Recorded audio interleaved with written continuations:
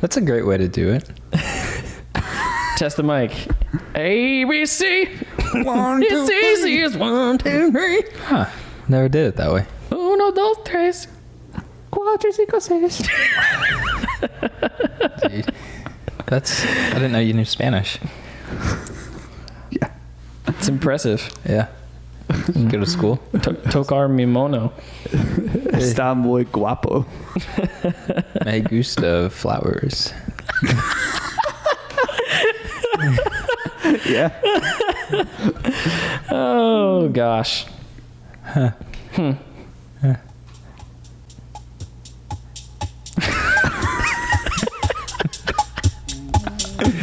What a special episode we got for you today. Super special.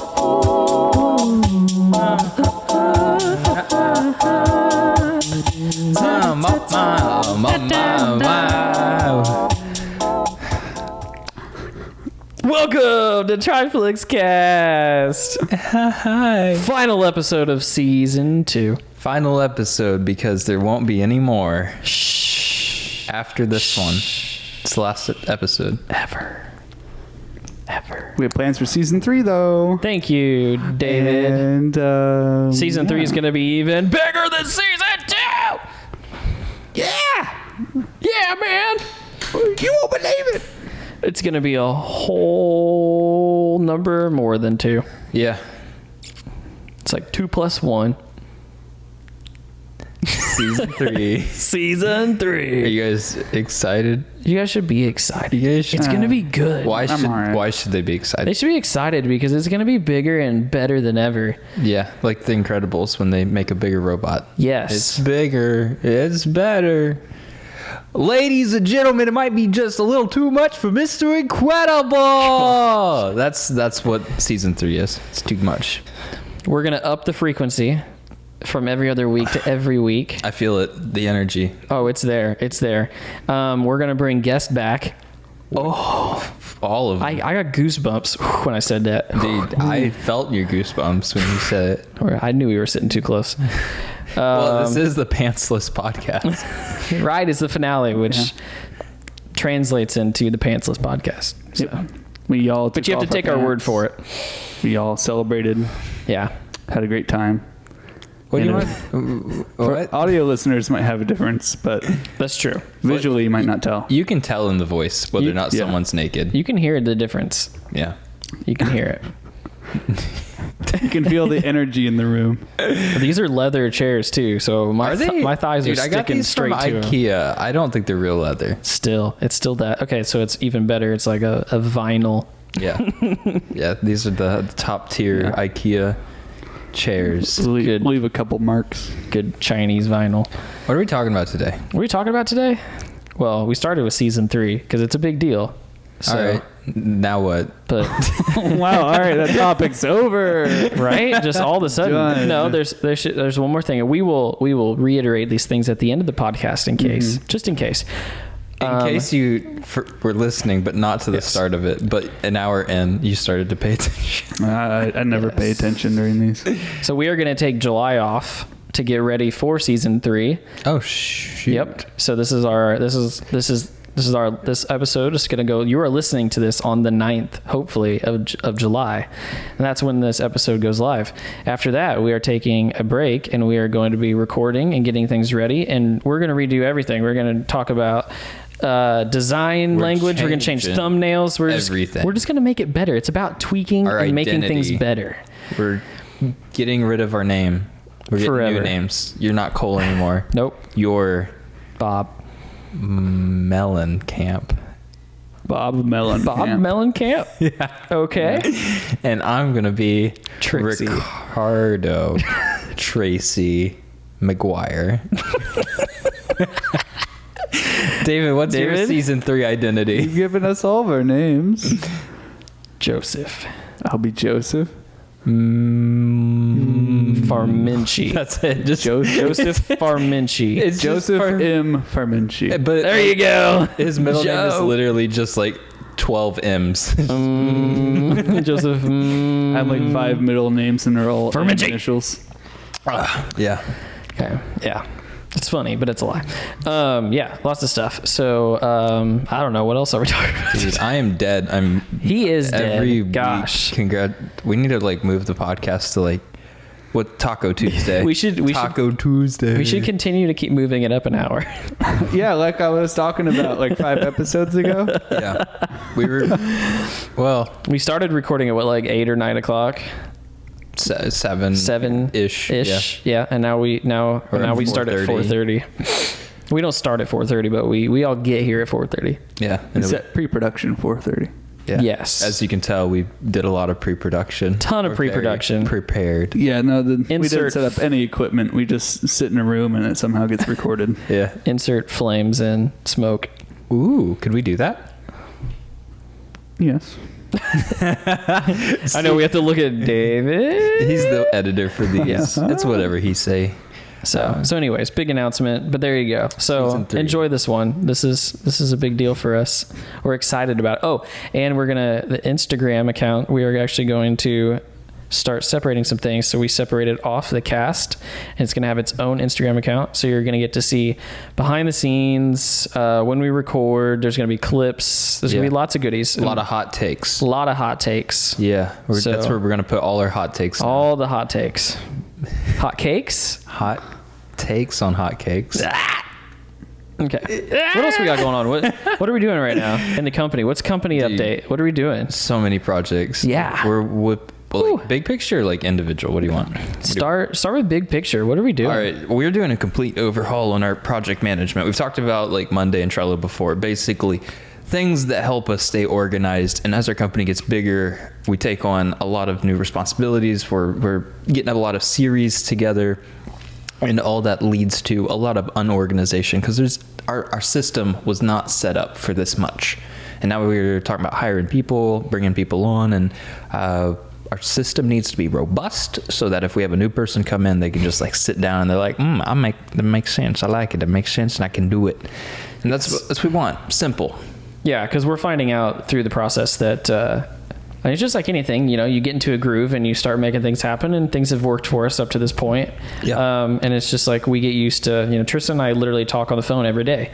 And if something needs to get relayed, again, usually we relay through the company channel through Google Chat, or email. So there's a conversation happening on a day-to-day basis. But the problem is using multiple channels and doing all that. There's things that get left out, and we're finding that out now that are integral for other people that didn't used to be. Mm-hmm. Tristan and I could just figure something out, make it happen, be done, and it didn't have to be documented. It needs to be documented now. Yeah. So we had 2 systems we were using. Correct. We were trying to use one for everything. Then that turned out to be a bad idea. And that one was called Trello. And Trello is great for organizing information for like kind of project-based stuff. Yes. And it's very collaborative, which is what we're trying to use it for more now. Oh my goodness. What is happening behind me? Bye, Tristan. See you, Tristan. This is what we've wanted for so long. So Tristan just got up and left. I don't know what he's doing or where he's going, but he's gone now. Season 3. Yeah, he left to go start season 3 without us. He's getting a jump start on it.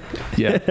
And so we found that we want to be able to manage more customer relation stuff better. And Cole, I think, was it Cole? Was it Tristan? Who thought of Monday.com? Who was that? Cole. It was me. Yeah. And what does Monday do? I wish I wouldn't have thought of it. What's so special about Monday? So I think the best way to explain it, and if you guys have been listening over the course of season 2, we've talked about Monday and Trello a couple different times, so I'm going to be brief, but Monday.com is essentially a hyped up, like powerful database / like Excel sheet. It has a lot of automations, a lot of things you can set up, linking between different boards. You can kind of curtail it to whatever you need for your system. So with Monday, like we have things set up for our CRM, but then we also have project tracking, and those boards can be set up with the different metrics. So it's actually really cool because it's super flexible. For nerds. It's very much so. Very much so. So if you're ever on YouTube, you can look down in the corner and like there's a little option, like the ellipses, and it's like statistics for nerds, and that's actually the button on YouTube. Yeah, that is what it says. Yeah. So yeah, this is our YouTube statistic for nerds because it does a lot of project overview. So like it's a dashboard. You can see a lot of stuff Yes. at a glance for hundreds of projects that we've done. And it's just something to help us stay a little more organized. So we have a term here at TRIFLIX, and it's named very endearingly after somebody. And that somebody is Tristan. Yes. And he is known for it's like a mindset. It's hard to describe, and that's why we give it the term bing bong. Bang bong. And bing bong is whenever you're just working on something and you just do whatever feels right, not what's like the best or whatever. You just do it. And like you're just trying to get work done, and it's the easiest thing to do. And bing bonging is when you do that and like it stacks up like 10 times and you have a big pile of like you don't know what's going on anymore, but it made sense at the time. Yes. That is bing bong. Yeah. And our previous system was Bing bonged. bing bong manifest. Are you just talking about Trello or my sticky notes? Trello, sticky notes, Monday, your little pad that you have. It's been an evolution. Dude, I'm all about the agile approach. You guys all love your little systems, and they're great. Well, but I've worked for Bing Bong corporate. system. That is your patented. It's all yours. It is the agile approach on steroids, or the waterfall approach on steroids. It is. I think that's an insult to the other. Not Your at all. approach is enigmatic. It cannot be described. It is always changing, even in the middle of implementation. And Yeah. that's how agile it is. This is true. It's so agile, I forgot what the initial approach was. So that's Bing Bong. But at the time, it was Trello, and it was just you and I. Yeah. And all we needed was one board, because all we had was like 10 projects. So that was a good system. And then we started getting more projects, and we're like, well, we should have an internal board. And that was when you came on. Well, there was another board, a literal board that bing bonged its way in. Oh, the I made whiteboard? the Trello board, and then you started putting everything on a whiteboard, and it was like right there. And like you would bing bong and you'd put it on a whiteboard instead of on the Trello. But the thing is, the And whiteboard you'd even wasn't. make check boxes, the same ones we had on the Trello. And you would update it only on the whiteboard. And the Trello would be like 5 months out of date. I love it. Well, the problem too is we were using Trello for everything, and it should have just been for projects, because a lot of things are one-off and it's tasks, but it's not a project for a client. Yeah. And that was where we started getting too much overlap, because Trello doesn't have like filtering metrics, so you can't sort by due dates, you can't sort by anything. So it's just if you have 3 projects, it's kind of obvious what you should be doing, but after you have like 15 or 20, then you have to like go through and check every single one every day and see what status it's in, and it just wasn't a good dashboard view. So having a found the whiteboard, weaknesses. And that's what we're trying to solve with Monday. Monday is a whiteboard mixed with Trello, and that's why it's so good at what it was implemented for, at least in our use. The main structure of Trello is called like a Kanban view. Thank you. That's literally what I was just looking up, because I couldn't remember what it was. Could have just asked. Yeah, it's all right. No, he was. You guys were having a conversation. Due diligence, man. Yeah. But so we found the shortcomings that Trello had for us, and Cole came in and was like, "I give this to you. It's Monday." Ugh. It's a horrible name, by the way. I hate that they named it Monday. We can't stand it. Whoever suggested that in the conference room should have been fired. Yeah. I do not like that person who out the thought it was a good window. idea. I agree. But it has been a pretty powerful tool for us, Absolutely. which has been really nice. And we originally started using it specifically for CRM, and then once we started using it, Tristan and I kind of played with it a little bit, and it was Tristan that kind of was like, hey, maybe we could use this to track some projects. And it's a much better workflow for when you're trying to track a project than Trello is. That was the first phase of Bing Bong. And then it's true. But then there was the duplication of the two, you know? I guess the first thing was Trello, and it was really good for what it was needed at the time. And then we started adding more Trello boards for different uses. And then we integrated Monday, and I Bing Bong my way into finding out how to get it to work with Trello. And then we started integrating things. And then we started adding even more Trello boards for all of our different shows and series, and internal and external, and everything has its own board. and it goes back to Monday, and we realize we should have separate boards on Monday, and everything's starting to integrate. So it is months and months of Bing Bong into something that will be beautiful, and every step gets better and better. Right. Yes, because my biggest problem is not the Bing Bong, and maybe we can come up with a name for it, but my thing is like our process will get started and we'll start figuring it out, and then we'll get busier and it'll get convoluted, and then I just don't use it at all. Yeah. And that's a problem. So right now that we're getting a little bit more organized, whenever it's organized and it's put together and it's functioning, then I'm like, great, I'll use this. I like this. This is nice. Yeah.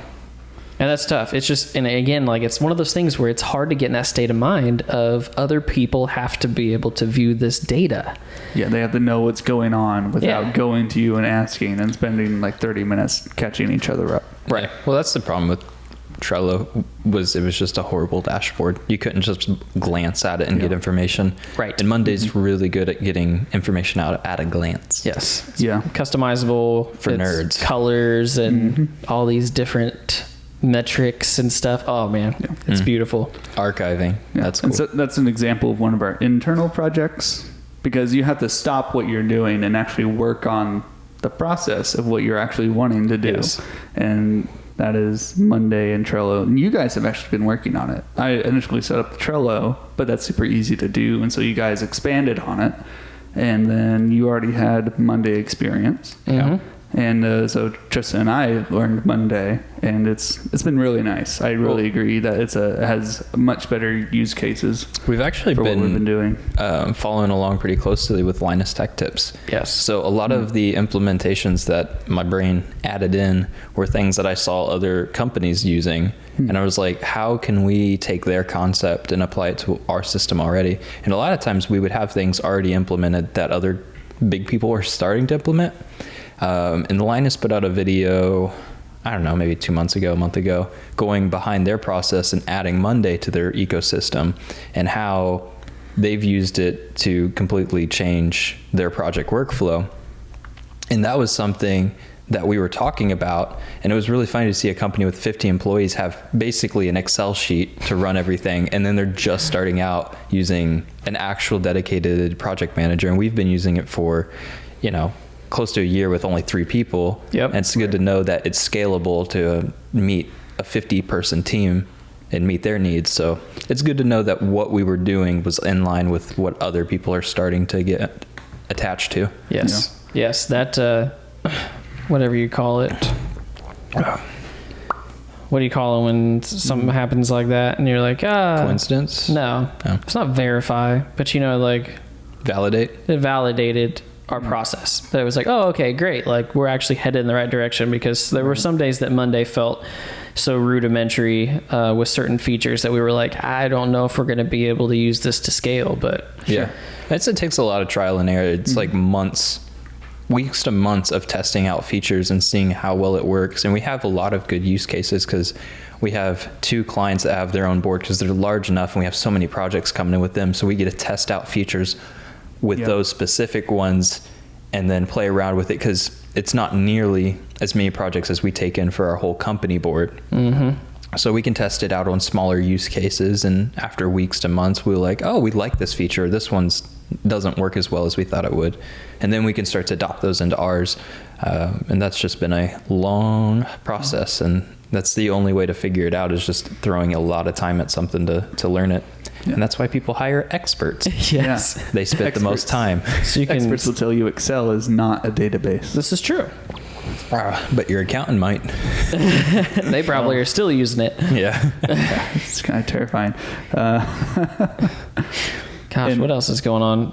We got some exciting stuff. We've been working with some more companies lately, getting some more reoccurring work, which we're pumped on. We'll start shooting. Well, we did a project with Coffee House 5, I think we've talked about, in Franklin. We did a 4-video series for them. One of the videos is up on the website. It kind of explains their mission, what they're about. And then now we're going to we're actually going to shoot all of the social media content, at least all the photography and some videography stuff for the feed on Instagram and some stuff that's going on Facebook. So that's an exciting thing for us. Yeah. I'm just breaking production stuff over here. What do I know. need, What are you buddy? doing? What's wrong? Hey, there we go. Hey. It started to get Thank dark goodness. outside. I wanted a little more light. That works. It's just the projector light. We got rid of the middle camera. I didn't like it. Nobody liked it. No one liked it. Blah. Season 3. Season 3. Never. Oh, we'll talk about what we talked about last time. Yeah, David and I were going to bring up keyboards. All the Yeah. keyboards. Why? Because keyboards are important. How much time do we This is a key example of Bing Bong. What do you mean? You guys took a break. I fixed the light, and now we're keyboards. I was talking about our new clients. Yeah, well, we'll get to them. I'm just kidding. By all Did you means. get them all up? I thought we were just talking about the coffee house ones. Yeah, that's as far as I got until you interrupted. Oh, well.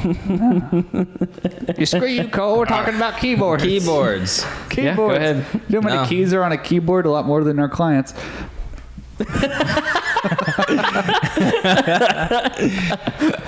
Yeah. Oh my gosh. Yeah, I'm all over the place. Yeah, that's okay. We'll circle back around. I was interested, but you were Let's talk about messing with keyboards. What we got? stupid light. I'm just saying, you spend like 8 hours a day in a chair with a keyboard. Yeah. A lot of people do. It's a big deal. It's a big deal. Every little touch with your fingers that matters. Dude, I saw someone's keyboard the other day and they'd been using it for so long that they had worn the letters off of it. Was it mine? Ooh. No. Oh, okay. I don't look at your stuff. Yeah. Do you have one like that? I do. Oh, is that the ergonomic one you had? Mhm. I've had it for like 4 years. That's sad. That's a short amount of time for the letters to be worn off. Hmm. I know. Okay. That is a very short amount of time. But I use it a lot. That's the point. You use these things a lot. He's Yeah. like, listen, my car has 200,000 miles on it. And he goes, and I've had it for like 2 years. That would be insane. Yeah, that's the point. He's like, Yeah. my keyboard has no more letters on it. I've been using it for 6 months, guys. Listen to this. It's a big deal. But Sounds like you're buying cheap keyboards. it was a cheap keyboard. And that's the point. People buy what they think is just cheap. Wait, hold on. What? What are you talking about? You're super blue right now. You're super Cole. blue. You. Me? You have auto white balance set on that? Did you auto white balance me? I don't know. You are super Check blue it. all of a sudden. This is... Check it. Oh, I bet it is because you turned on this orange light. I'm sure it was like in cold. It frosted Tristan, over if you me. just save your Bing Bong for later. Let's talk about the client. Screw his thing. Yeah, so I was going to say that this episode was going to be the most exciting, but it's just going to be the most freaking disorganized we've ever been. Now you're just blown out. He's ruining your shot. Great. I can't help you. I'm sorry. You talk, David, so you can be on camera. All right. So I know we've been getting new clients because you've been talking about them. We're back to new clients. What did we want to talk about? I thought we were talking about keyboards. We got- What? I can't even keep up anymore. What is life? What even is this? I don't know. I All right, quit. keyboards. I quit. Well, yeah. According to the contract, you have to finish the podcast. I don't have a contract. All right. Yeah, this is the other thing. If you're hearing music in the background, it wasn't you. It was Tristan. It's gonna be our least Has listened to episode ever. has a fidget toy. Don't even which bother. He tried to tell me is a keyboard. It's not a keyboard. It's got keys. It's not what a key That does is. not have keys. And it's got wood. No, it's not a keys. keyboard. It's keys. That's what these are. Little keys. Cole looks normal again. Do I? Yeah. I see why you like Oh, it. you have the noisy balls. I got noisy balls. Just show the people on camera This is your the noisy worst balls. episode we've done. No, this literally is. This is what happens when we don't do the proper pre-production. What? That is not true. We have a whole list of topics for today. Well- Okay, boys and girls, we're gonna get real on this. We're talking okay? about keyboards. I don't want to. I know it. It Oh. seems like we have our stuff together. Does it? Does Last it? episode, Some days. we said we'd talk about keyboards, and we're That's- talking about computer keyboards, right? All keyboards. No, I'm just limiting it to computer computer keyboards.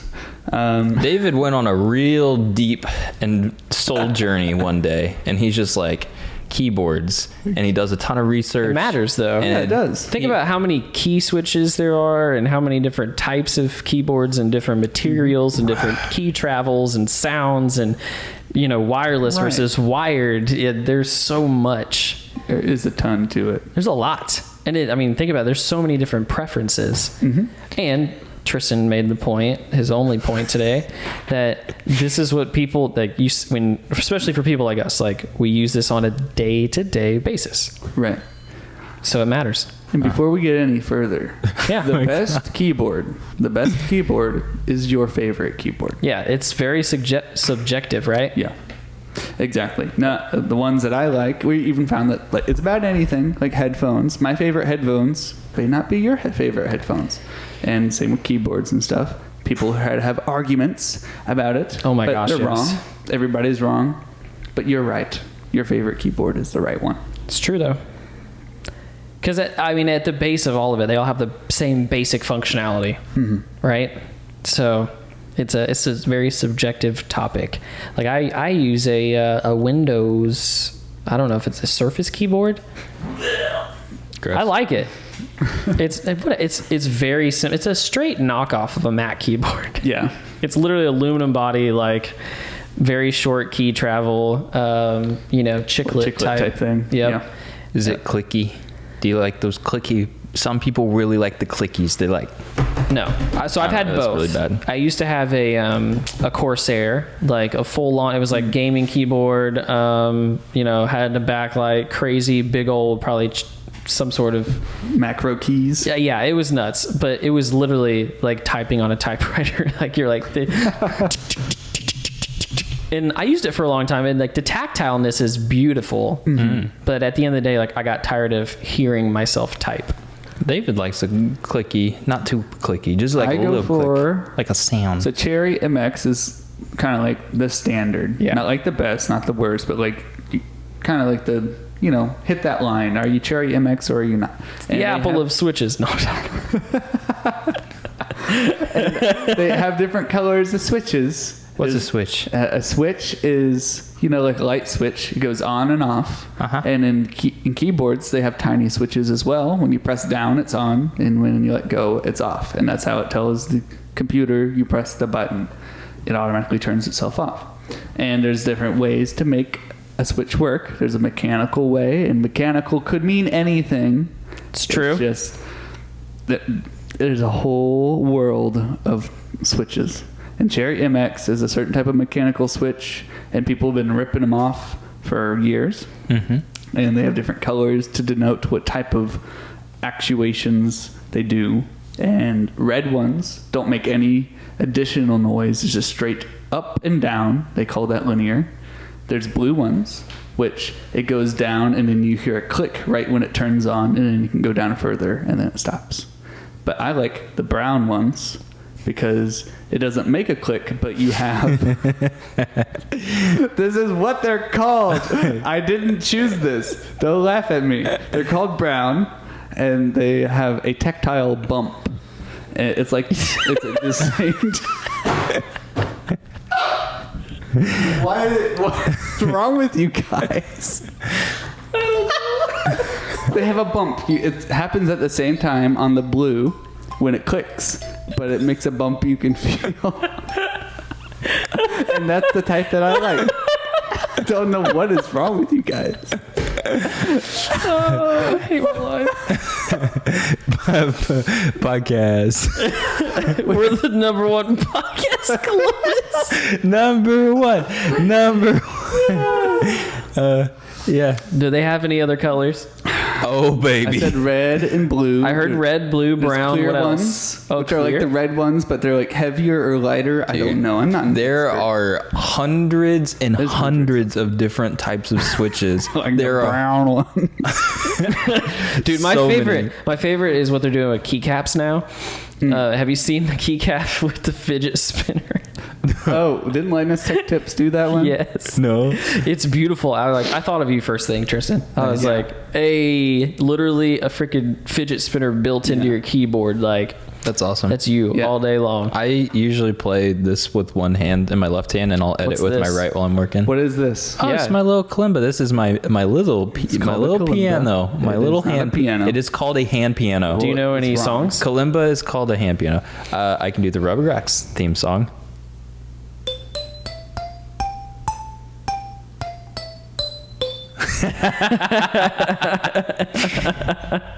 That's the Rugrats theme song. It's like the first like chord. I love it. I'm proud of you. I don't know much about music. So Yeah, that keycap obvious. thing was there, in the world of keycaps, There could be the fidget spinner. plastic, metal. There's people that are obsessed with keycaps that you can switch on and off of the standard Cherry MX stem. It looks like a cross. There's a plus sign. Dude. And there's ones called artisan keycaps. People pay like hundreds of dollars insane. for a fancy escape key. A key that I only press like twice a week, maybe. Really? I don't press escape that much. What are you escaping Yeah. from? What are you trying to escape in from? in a lot of video games, escape closes anything that you opened in the game. So like menu systems or anything like that. You're not but using I it don't that have much. time for games right now. Regardless, Heard that. the point being, this is a market that I had no idea existed until David did a lot of research on it, and like people spend You didn't know this? thousands of dollars for like What rock have custom you been built. living under? I guess a big one, Oh, another thing is that there's lube. You can lube your switches. Dude, So if you pre-lube. don't like the brown ones, you can add some more lube and they'll be smoother. yeah. But It sounds intensive. Like I want to get one that feels good and I can just use it. so many people just go to the store and buy one, and that's what I've always done. And David Mm-hmm. told me like this is a thing. People pay thousands of dollars to get custom built. For hundreds of dollars, they buy escape like key sets. Yeah. You have the switches, you have keycaps. That's what you usually touch, and then you'll have your boards. People get like metal or wood boards, and that's just like what's underneath. You have your plate that goes underneath, and that's what holds all your stuff together for the most part. Right. And then you can get like custom ones with like lights and stuff, and those will integrate with your keys. I've not bought any of these. I usually just buy whatever's on Amazon. I find it's kind of like what you're saying, Cole. Like, I don't have time to go into the nitty gritty and like customize this board to my heart's content. I just need something good enough Yeah. that I'm not going to notice. Yeah. But Which for me, the least amount that I can touch a keyboard, I'm happier about. Well, sometimes a keyboard isn't good enough. Sometimes you need other tools for when you're working, yeah. right? Yes, this is true. And I don't know if that falls under that. I mean, it's a peripheral. It's not really a keyboard, but So It's something. my perfect keyboard is actually a mix between the keyboard we're talking about, like ones you type in, and then the ones that you just bought. So Cole bought a Loop Deck CT, and we put out a little video explaining like what it is, how it works, and what we use it for. we did an unboxing. A little unboxing. Yeah. But I don't know if you want to talk about that, because that's like a little macro keyboard, really. It's amazing. So Loop Deck itself is a little company that got started up not too long ago, and they make. I'm trying to think. I mean, I would have said that they would have made editing consoles, things like that, but they have 3 boards now. Started off with just one, which I have the original. It was the second version, the Loop Deck Pro or Loop Deck Plus, something like that. Loop. LOUPE. Lube Deck. Loop Deck. Lube It's Deck. loop, Yes. like a loop-de-loop. So the first one was completely tactile. So it was essentially like you took every knob or switch or slider from Lightroom and you just put it in a physical world. And there's a lot of systems out there that you can buy. I don't know the names of the other systems because it just didn't make sense for me financially. Most of them are modular, where you buy like one dial and then it magnetizes onto a slider, and then you can like make these blocks. And those are cool, but they get expensive fast. Yeah, I bet that sounds no. Yeah. Which the cool thing is literally the Loop Deck Pro. It is the size of a keyboard and just has knobs and dials and some, I don't know what you would call the little slider guys, but it's everything is there, and you can change it. You can do whatever you want. It's all customizable within your system. But they took it to the next level, and I bought the CT, which I'd been just like staring at for months, and I was like, don't buy it, don't buy it, don't buy it. But I bought it, and I'll never look back, because the thing with the Loop Deck Pro is it took 2 hands. CT is a one-handed device. So I have my Loop Deck CT on the left, keyboard in the middle, mouse on the right, and I have everything I need right there. What's cool about the CT is it is a grid of touchscreens that change dynamically with each program. So if you're using Premiere Pro, you have a new set of touch keys. If you're using Lightroom, if you're using Photoshop, if you're using Final Cut, whatever it might be, you get a different key set for each one that changes dynamically. And it is a beauty of a device. I think it's got like 4 to 6 dials that are actual physical dials that you can use. There's one giant dial with a touchscreen in the middle of it, and you can use that for different functions. I mean, it works down to even when you click on Chrome, there's options to work through Chrome. It's a really cool device. Yeah, that's what I care about more. Like, I'm like, I will spend the money on that, like, over an artisan keyboard, like some fancy man built it custom blue clear keycap that has a little fish in it. So yeah, I really like that little board because I mean, really, it's any computer keyboard can have like macros, and what that is like you assign each button to do a thing.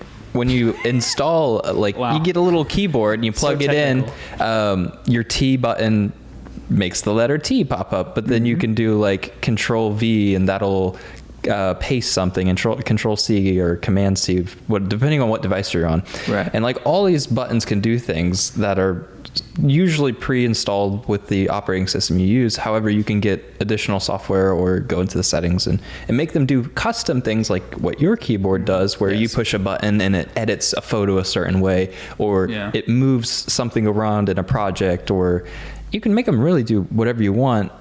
And some software makes it really simple, like you drag and drop elements and that'll write your code, or if you write code yourself, you can script out a whole little macro where you're on your own. Yeah, Taryn from small channel Linus Tech Tips. little guys. Small channel. Yeah, always shouting those guys out. They need everything they get.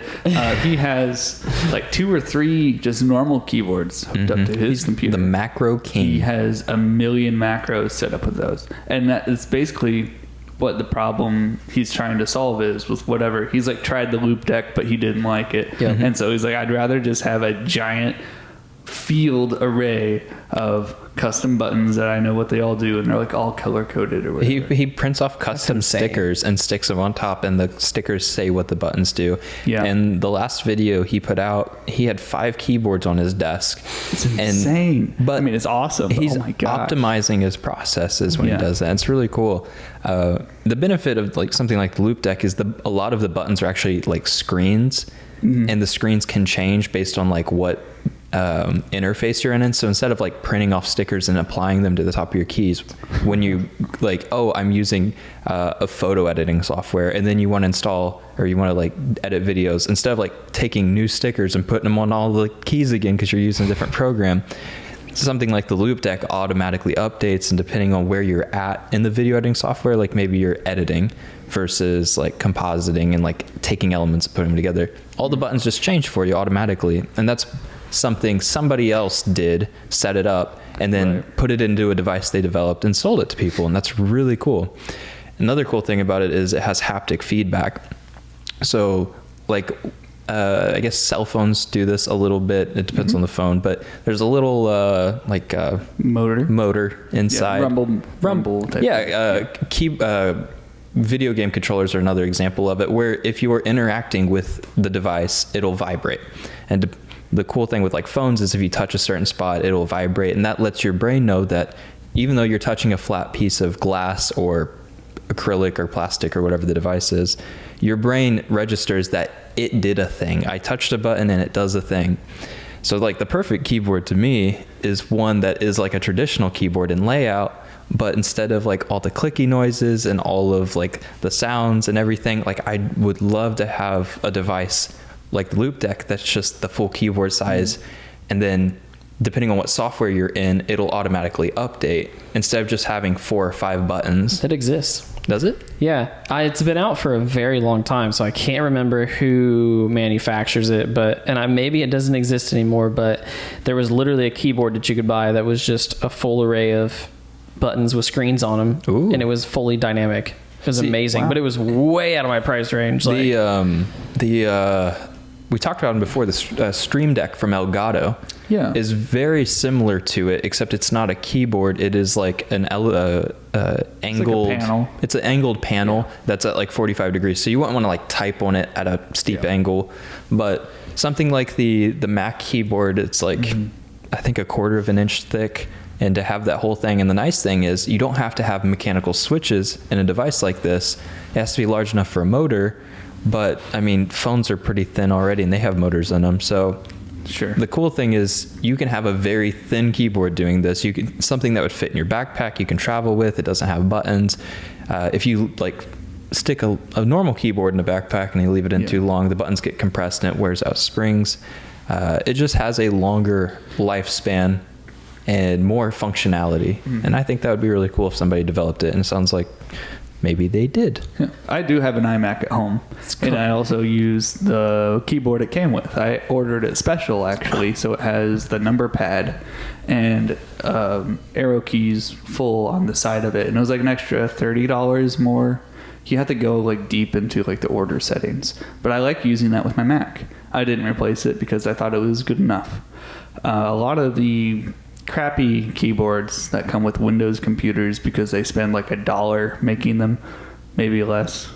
They are made with, I don't know, they're just really squishy and they don't feel nice, and like they all have like different, like they're just not consistent when you press on them, and it doesn't feel good.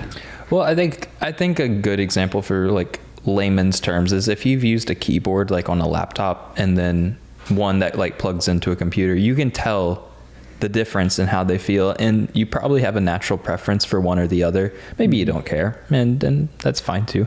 But I think the reason that this is such a big market and such like an eye-opening thing to me was it seems obvious. People just have different preferences, and they're willing to spend money for something that they sit at a computer all day for 8 hours, and they want it to be enjoyable. And that's why companies like Apple and Windows invest so much money into R&D for like sound design and tactile feel and design factor. Like it's not just about what things look like, despite what like companies like Razer think. It's like, my gosh, it Razer looks cool. Make me want to throw up. It's like cat ear headphones. They look cool, but they sound awful. It's like, well, the primary function of headphones is to sound good. Right. Yeah. So yeah, well, did you find the board? So I don't know if it's still available. It's kind of iffy, but the most information I could find is called the Optimus Maximus. That sounds like a keyboard that would do it. And it's a full array of OLED screens, and it was $1,000. Okay. We can budget that in somewhere. Very cool though. It really depends on what it feels like, because like some cell phones, you touch them and they're like poopy. Yeah. But I think it would be pretty cool. I mean, it's a great idea. The problem is like if you misclick, like I don't know, like the nice part about keyboards is like the little indent on like the J and K keys, L keys, whatever it is. JK or something. Yeah, it's like nice because you know where it is before you press, but like if you like accidentally like click in the wrong one, it's like boom, boom, boom, boom, and you feel like all the vibrations. You're like, oh no! It just buzzes us way off the. Yeah. But the cool thing is it's literally just like a regular keyboard with just OLED screens in the keycaps. That is pretty cool. So it's the same feel, same press that you normally would have, but they just have dynamic keycaps. That's pretty cool. I love OLED. It is the best thing ever. I would just make every one of them my face. You would. Linus's stretched face, and like so each key is like a portion, like a pixel. Each key's a pixel, and it like stretches the full board. Yeah. The meme face of, I don't know where that even came from. It was his I'm quitting. It was the one, his live stream where he said like he's quitting YouTube or whatever. Was it? Yeah, it was like a 30-minute video talking about people thought he was quitting, and he addressed it. And in the video, he's just sitting with like a straight face. And then everybody takes that face and stretches it, makes it real wide, and that's like the best Linus. They're selling skins. Like whenever they give items to Linus Tech Tips, they just print that picture on a sticker and they put it on the device and give it to him. It's really funny. We'll have company memes one day. One day. Which, I mean, technically we kind of do, but Tristan hasn't worn the shirt on the show yet. Yeah, what the heck? Oh, Blue Duck? Yeah, you haven't worn the Blue Duck shirt. No, that's a good story, but maybe we should save it for when I actually wear the Blue Duck shirt. Season 3. Season 3, Blue Ducks. We should have had... we actually talk about what we do in our company. I know, right? Just keyboards. Nothing. Futurist. Yeah. So I have a question. Okay. Okay. Mm-hmm. The this is something that goes right along the line of our industry. So buckle up, folks. This is actually on topic for the day. Choo-choo, here comes the train. Yeah. So, do you think that cinema cameras need to exist in 2021? Ooh. Do they need to exist? Like the big... For needed. For who? Is it needed? Yeah. For people in our industry. In our industry? I would say small to medium sized creators. It might be overkill. It depends. Because like if you're like big boys making Hollywood movies, you want to have like the biggest sensor possible, like the fastest processing, because like even with like film, that was being shot at higher resolutions than we were shooting with cameras in the 90s, because we went to digital and decided that worse was better for a while. Right. It was just what we had. Like we couldn't blame them. But like film videos or movies were being remastered at like 4K still to this day, because the film was at a higher resolution or grain than we've ever been able to at that point. Right. So Yeah.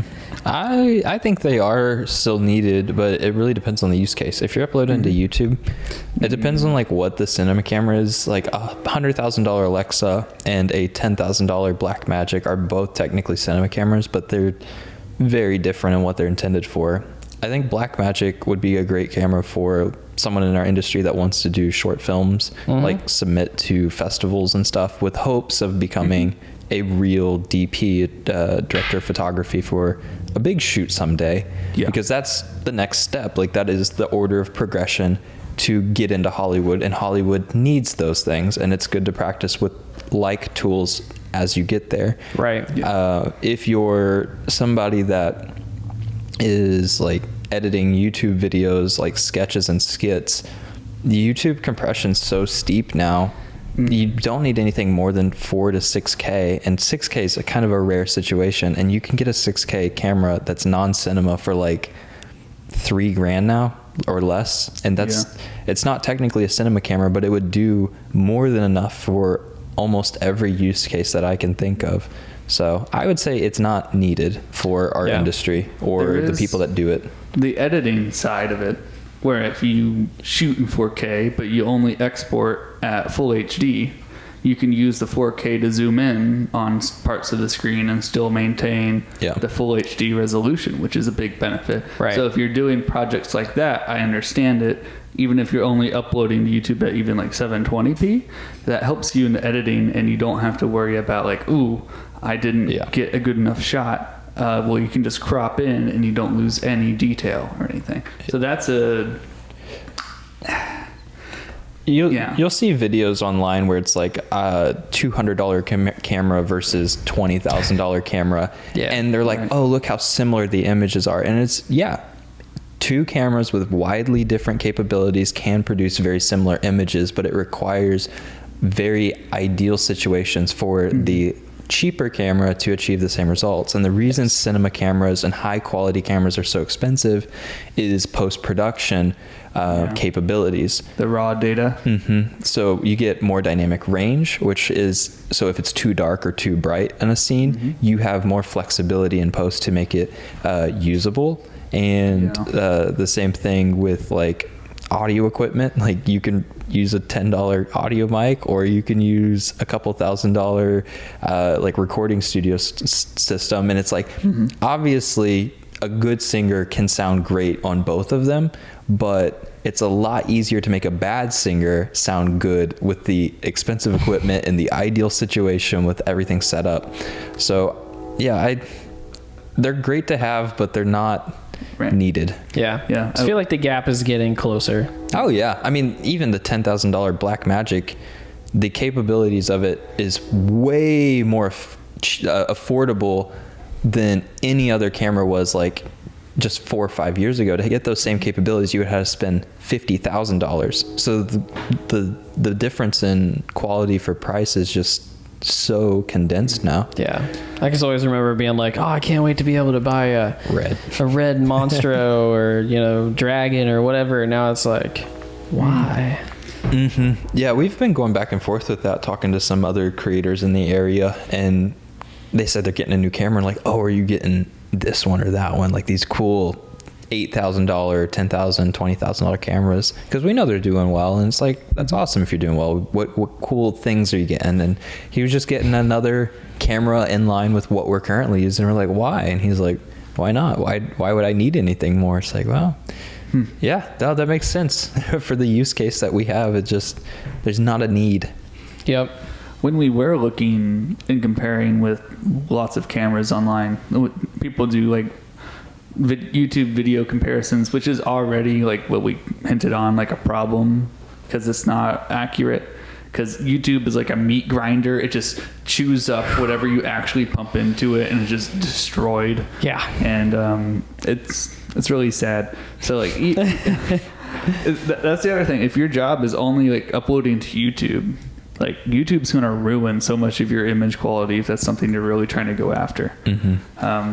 That being said, that's also related is that lower end cameras and phone cameras especially, their low light performance is abysmal, because one, the sensor is so small, but two, it's just sensor quality and however it's made and like the post processing, low light performance suffers a lot with the cheaper cameras. And so if you want to get a really nice camera, you probably you have to do the research obviously, but you would have better low light performance, and that would be something that you maybe want to go after. Also, you have to consider the lens, whatever you're using. You can't just slap any lens on there and expect great low light. Honestly, if you want better quality, invest the money into a better lens. There's an expression called diminishing returns, and it applies to a lot of markets, a lot of industries. But in filmmaking, if you have $10,000 buying, and if you wanted to get a lens and a camera, you're going to hit diminishing returns on the camera much faster than the lens, because most cameras are very affordable to produce, and that's where cheaper brands will produce really good products for similar prices as a really good brand and at like half the cost. But lenses are something that's really hard to create accurately because it requires a lot of precision in production, where you have 13-ish pieces of glass depending on the lens, and then you have mechanical if you want the lens to zoom, and if you want it to have autofocus, it has to have motors. So there's a lot more technical capabilities that go into a lens. So 80-20 rule, spend $2,000 on the camera, spend $8,000 on a couple of good lenses, and you'll be able to produce something way more impressive for that same region. So, and lenses you can use on multiple cameras. And so if you invest in a really nice lens and you have like an okay camera, then you're set if you know you're going to buy a better camera in the future. Trudeau. But it's impressive. It's impressive what you can do now for the money. Talking about that, I don't know if you jumped ship yet. Do you have anything else you want to tag on? No, you're good. What you got? We're talking about using different lenses on different cameras at the same time, because you invested them. Next time we come back, I think the first episode we probably won't have a guest on, because we're going to alternate, and it'll probably be like the launch of it. But when we come back, it'll be after our film festival. And we're going to be able to talk about what we did on it. And one of the ideas we have was to have the option to shoot with two cameras at the same time for a scene using different lenses. So we're able to get different shots of the exact same thing at the exact same time without having to do it twice. Like if you have one camera and you want to get two angles, you have to do the scene twice from two different perspectives. If you have two cameras, you can do it at once, roll through, go into the next scene. It's just going to make the day so much more efficient. So you talking about that really makes me excited. No, I'm looking forward to being able to optimize in that way for many different projects, like with the Coffee House 5 projects coming up. That's going to be on a regular basis. If we're both there, then I can have two cameras that are set up with two different lenses, and I can just flip through them instead of popping the lens off and make sure the cap's on it and then popping a new lens on and doing different things. Because now we're fancy and we have multiple lenses. So I want to do the Zack Snyder, I think it is, for 300. I'm pretty sure he directed 300. Whoever it was. I think so. Had this really cool concept with the zooming transitions whenever they're like fighting and throwing people around in war. And it's just really intense. And like there's a wide shot, And then in the middle of the shot, as this like panning or dollying along the side of this war, it zooms in and you can like see the close up on people's faces as like they're gritting their teeth and, you know, doing war. And then it'll like zoom out and it just keeps sliding and it just keeps doing all these speed ramps and stuff. It's really neat. And the method for that is to have two cameras side by side with different lenses and focal lengths. So one's at like really tight shot, one's really wide. And then you do a digital zoom between them where like in post-production you just scale it up and make it look bigger until it matches with the tight shot. And then you blend those two shots together and it makes it look like it's one continuous shot of going in and out. But really, with using two lenses, you can create custom effects that would really be impossible unless you had like a 8K camera, which really has it. And then you have to make sure that the focal was locked on all these different subjects. And that would be unrealistic for any team of 10 people to produce. So it's just one more technique that I'm like, oh, we could use that on a coffee shot now. Get real tight and then like zooms out and they like pour in and then like zooms back in. They're like doing barista work on it. It's like getting real tense. I would like to see the rig for that. I know, right? I wouldn't be that hard. Okay. No, like to have two cameras side by side is really the only restriction. Mm-hmm. And then anything else you do just needs to be a smooth movement, whether that's like a dolly, so dolly's just side to side. A pan is like where the camera's stationary and you're actually rotating around. It wouldn't be difficult to set up. It would take us probably a couple hours or a couple of dollars to buy it online or build it ourselves. Right. Yeah, we definitely have to build a rig. Yeah. I would just like to see it. Yeah. Oh, fine. Okay. Challenge accepted. I mean, you get a little bar, drill some holes in the bottom and throw some threads in it and set your cameras up side by side. Ta-da!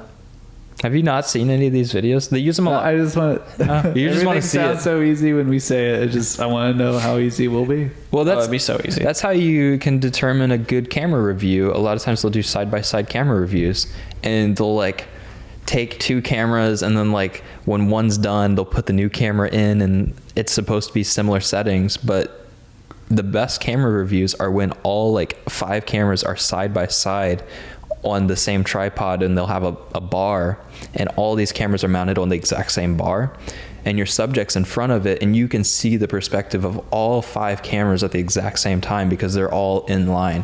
Yeah. And that's something that they just make custom. Like they go to a little workshop and they get a saw and they drill some holes and they mount $100,000 worth of different cameras on it because that's what's affordable. Because they can. Yeah, because they can. Nice. So I would love to see it too. I didn't think about that. Yeah, our first episode back is probably going to be all about our experience with shooting 48 Hour again. Mm-hmm. We're going to blow it out this year. Oh, yeah. I'm excited. Show off all our coffee house videos we'll have by then, and all of our project organization. We'll see if I'm fully gray yet or just a couple more. And the goal is to really grow the audience with you guys. We want to grow more. We want to get more listeners. So we're going to try lots of different stuff. So you can expect some like really cool opportunities to either come on the show, to be able to have questions answered on the show, to participate, to be able, maybe there might be some giveaways. There's going to be some fun stuff that we're going to do.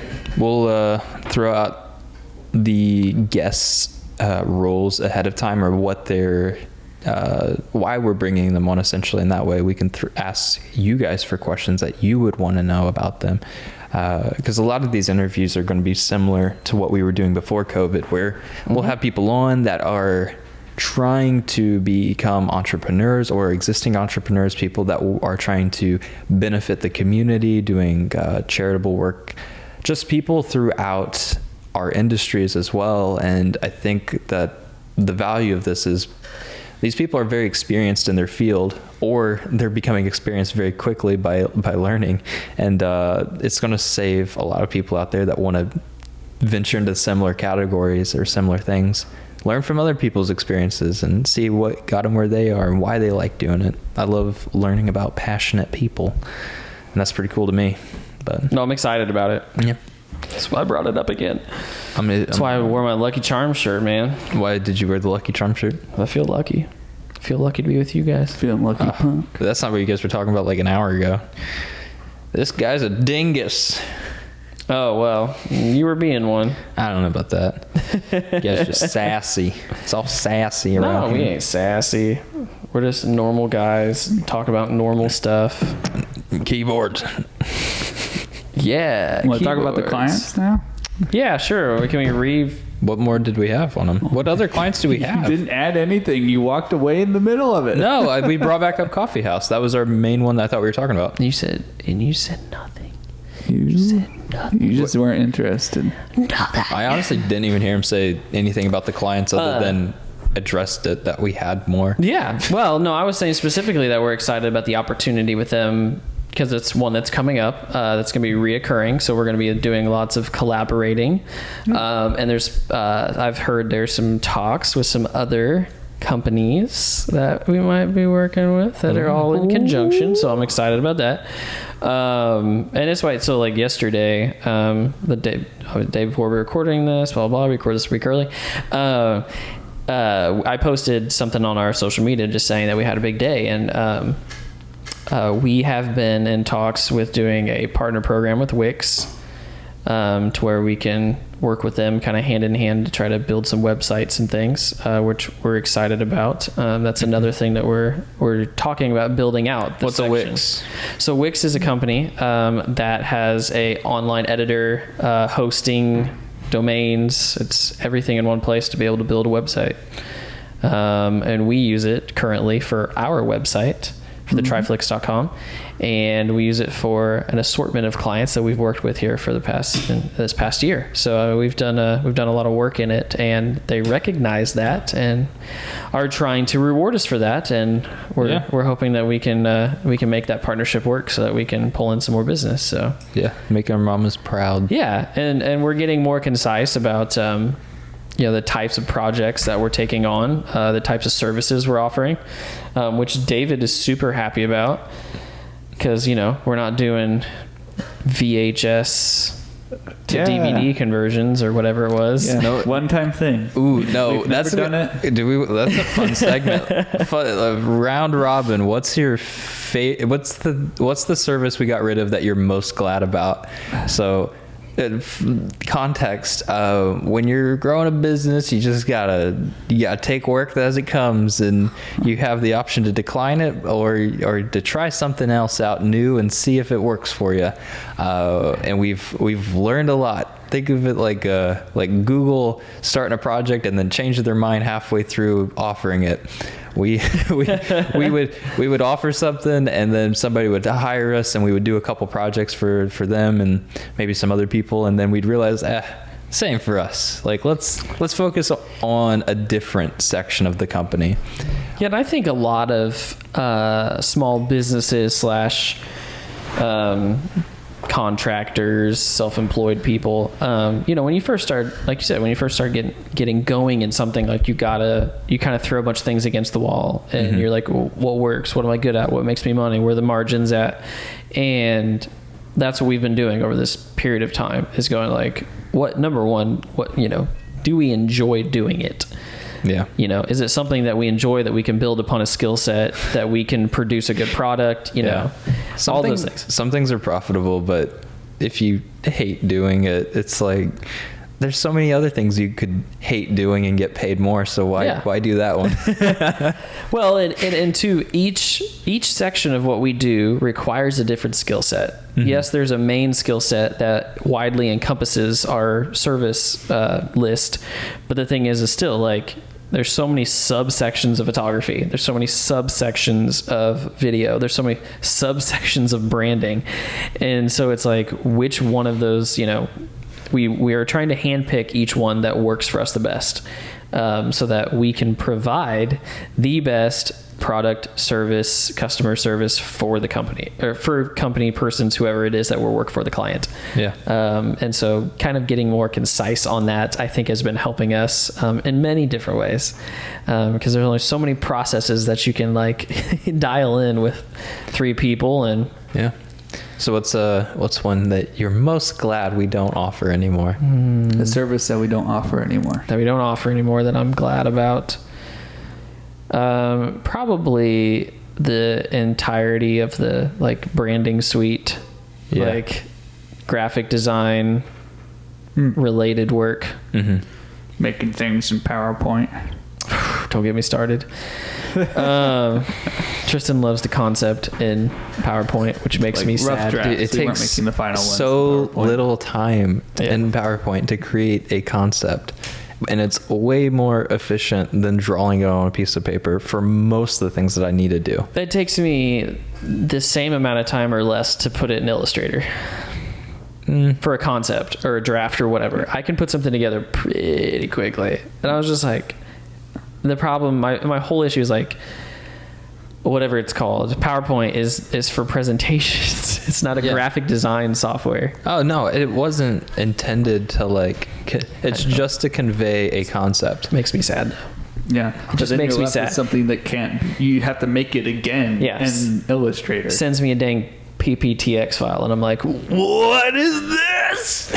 Yeah, just one more reason we don't offer it. But I like graphic design. Don't get me wrong, but in the midst of everything else that we're doing, it just didn't make sense. And it's time consuming, which is fine, but it's just one of those things where for us it didn't make sense. That and the margins are pretty strange because a lot of things that you offer as a service people care about, and that's a good thing. You don't want a silly haircut, you want a nice haircut. But the thing is, if you get a bad haircut, it's not going to ruin your day, because it'd be like, oh man, this is a bummer, but in like 2 weeks, 3 weeks, I'm going to get another haircut.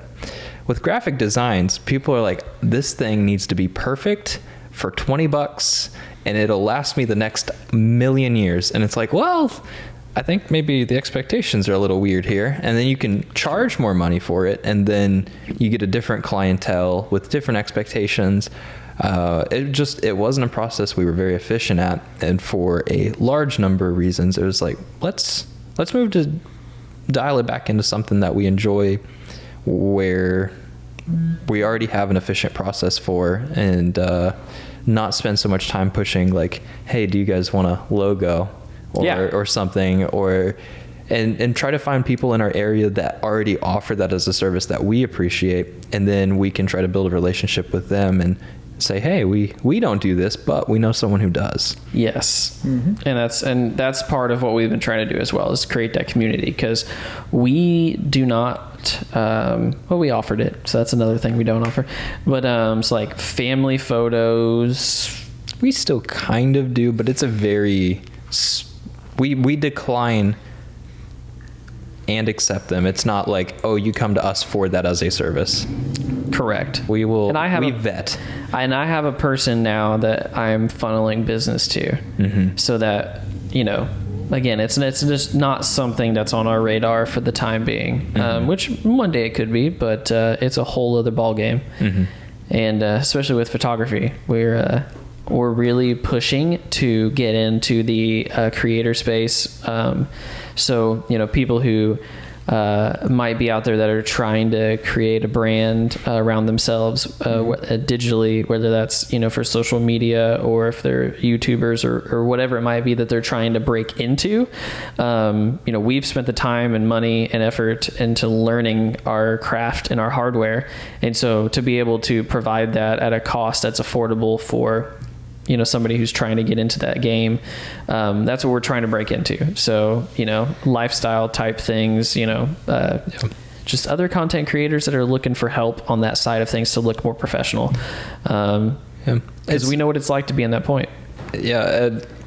It's also like the starving artist mindset of like the artist that wants to do everything custom and commission. It's very difficult to make it in that type of market, because there's a lot of people that want to do it, and there's also like the lack of personal touch to the automated side of things, where like, oh, for $50 you can do this website and everything's automated and it'll make a custom logo for you, and you lose that personal touch. So we're trying to find that hybrid middle ground between what is something we can automate as much of the mundane, so that way we have as much time to offer the creative aspects and find that balance. And a lot of things that we're offering are really starting to get dialed in to align with that. Yeah, and I find one of the advantages of us doing it through Wix as opposed... I haven't used Squarespace, but Wix has been introducing more advanced editors that still work with the existing easy drag and drop systems. And the great thing about doing it through this is we can make the site and then we can pass it off to them in Wix. And if they're comfortable enough, they can go in and just edit the text that they need to edit. They don't have to tell us, like, hey, we want it to say, like, we're open on Mondays to say Fridays instead. They don't have... It's not that technical to the point where they can go in and make simple, easy changes to any language that's on the site. And if there's more technical things, like if there's dynamic pages or if there's, like, anything that we have to do super custom, we could still be there to kind of like give our services and like be like, for like the next like whatever a year, we'll be happy to help you out with more technical side. And I know some people still aren't comfortable with even doing text edits, so we're never going to leave anybody hanging. Yeah, right. We're always going to help. That's the like number one for us, is to continue to deliver a personable service, so that it's when you get a hold of us, you talk to Tristan or I, and you know what you're getting, and we're going to talk to you just like anybody else. We're gonna do our best to help you through the process and be as transparent and honest. And I think that's going to be the part to help set us apart from other companies. Right, because not everybody has the time to go out and learn what Wix is. Oh my gosh, some people just don't care, and I don't blame them. There's like things about my car I just really don't care about learning. I'd rather just pay somebody to be like, hey, fix it, and I trust you that you know how to fix it. Yeah. And we also want to have that as an option for the things that we do. Is like, they don't want to worry about this with the website. Well, we will still be here. We made it for you. We will help service. We're not going to just turn you away. We want reoccurring, trusting customers, and that's how you kind of get that. Yeah. You've been here a long time, David. I'm old, but you're the one that's getting all the hairs, the gray hairs. This is true. Yeah. I feel like the book, I think it's called The Giver, where there's one guy in society that stores like all the memories and stuff. He's like the one stressed out dude, and everybody else is just like vibing. I'll take it. Don't worry, I'll get it. We'll get to it. I'll pass it off to some young kid someday, and he'll have to deal with it all. All right, intern, this is your problem now. Have fun. But no, I was going to say, you've been here a long time, so you've seen a lot of changes with the company and directions that we've pushed and flexed. What is the thing that you're most happy to no longer offer as a company service? Around for such a brief moment because I made sure to take it out back and put it down. It was VHS conversion. It was out of nowhere. I got a call from Tristan. He was like, "Hey, do you know how to convert VHS tapes to digital?" I'm like, I've done it before because I have the equipment too for like my family and things. And he was like, well, we have a client. I'm like, why? Why do we have a client for this? Well, then the service ended up on the website. I don't know how it ended up on there. Oh, yeah. I know how. I was very it was clear. Weird. It just got added. Not something we need to be doing. There's companies dedicated to only doing that. It's true. And we don't have the time or the manpower, or honestly, I don't have the interest. Content creators, not converters. It was a very automated process with very little creativity. That was why we offered it, because it was like, oh, this is an option, and then that's what changed our direction of, hey, maybe things should have a little more creative. It was never an option until somebody asked you to do it. Yeah. Well, that's welcome how, to the history of TRIFLIX. Welcome to the history of capitalism. It was never an interest until someone wanted to pay for it. It's true. It's like, oh yeah, sure, I can be a trash man. Except and I had to carry borrow my whatever. parents' VCR to be able to play the stupid thing, and so we're like, It was we didn't a even have the equipment to prototype. do it. I had to borrow things. We could That's okay. And they don't make invested. VCRs anymore. They don't do make not. the equipment. See, this is why we should invest now into this market. Oh my gosh. I'm not quit. I'm trying to tell you no. Yeah. Okay. So What's yours? Oh, what's mine. yours, Tristan? Yeah, I'm glad to not do it I got a anymore. really good one. My favorite thing we don't offer anymore. External advertising. I am so happy that we only do in-house advertising now. So if you want to advertise with TRIFLIX, or get connected in that way, because that was a part of the web and branding aspect. We have marketing backgrounds, we have branding backgrounds, and that was something we thought we would want to offer to other clients. But it was definitely a good decision for us to let's find ways we could advertise. Like, you want to advertise? We'll talk about you on the podcast a little bit. Maybe we'll throw you a sponsorship or a partnership in the middle of one of our BTS videos, because those are things that we really want to push and grow. So we are pretty much just doing our own thing now on advertising. Yeah, which is beautiful. And it took Tristan a while to come around on that idea. But Yeah. he has, and he's 110% in. Yeah. Which I couldn't be happier about. Yeah. Yeah. Well, it's a very time consuming occupation, or a time consuming service, because it's not something that has a deadline per se. It is a reoccurring service that you have goals and KPIs or whatever that you're supposed to meet. And, it's a great thing when you do, but it's always better to like overachieve, and that requires more time. And the time required to do all these things is time that we could have been investing in things that we find creative. And that's just advertising, and finding people to show things it doesn't have as much of the creativity as what we like to do for the films channel and the teams and the podcasts and stuff, where it's more of our brand. It's more of something that we are aligned with and integrated with. So Yeah. yeah, Look at us getting so concise and figured out. getting old. Almost feel like a real company. Almost. Maybe one day we'll be a real company. Maybe one day. Well, we're gonna have Do all to the here paperwork soon. for it. Gotta get TRIFLIX 2 running. Yeah. Which I've got figured out, so we'll talk about that off air. Ooh, baby. TRIFLIX 2. Part 2. Every great movie needs a sequel. That's what they say. Except for Vitalian. No, it does. And we're going to get It needs a prequel. It needs to. I say skip straight to the prequel. Dude. No sequel. Yeah. Actually, that would be viable. Yeah, that would I be get cool. it. That's what I'm saying. Well, Okay. Here's the deal. What do we got? Here's the deal. We're done, right? no. How much Yeah. time we got left? We are is over. so over it, but it's the last one of the season. This episode's got to last you for the next like 3 or 4 weeks. So that's why it's so long. 3-hour long podcast. Yeah, the Schneider cut. Snyder cut. Release the Snyder cut. What did David cut out? He didn't want you to see. It's going to be 3 hours long, but it's going to be half the bit rate. Yeah. We'll release. We go until the lights cut out. We have one on. We have 2 on batteries. Let's release a vinyl version of a podcast that you can only listen to if you buy the vinyl. Dude, NFTs. No, screw that. That's NFTs, stupid. and it comes with a vinyl copy. Oh, I love it. NFTs are so. I don't want it. Don't bring that stuff up. We've talked about this. David, No, we've talked about this. sassy. No. Wow. Talked about this. Dude, this is worse than politics or religion. David, I agree. David's going to go off on us. Look at him. He's steaming. He's stewing. Ew. He's like, he's thinking about it. And it makes him angry. He's going to turn green. Go full Hulk. Are we? Let me look through real quick. Talk about your kids or something. Talking about my kids. Yeah, they're back in town. Woo!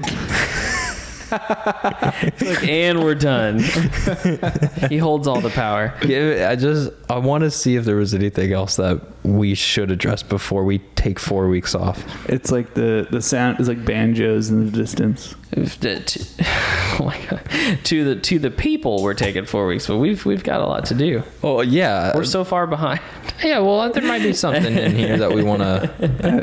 It's like we're taking so far. I don't think there's anything. But you should always double check these types of things. How long does it take to do that? I'm a slow reader. Yeah. All right. Whatever. That's it. That's it. That's the show. I hope you have a great day and a happy new year. That's our worst episode yet. Good.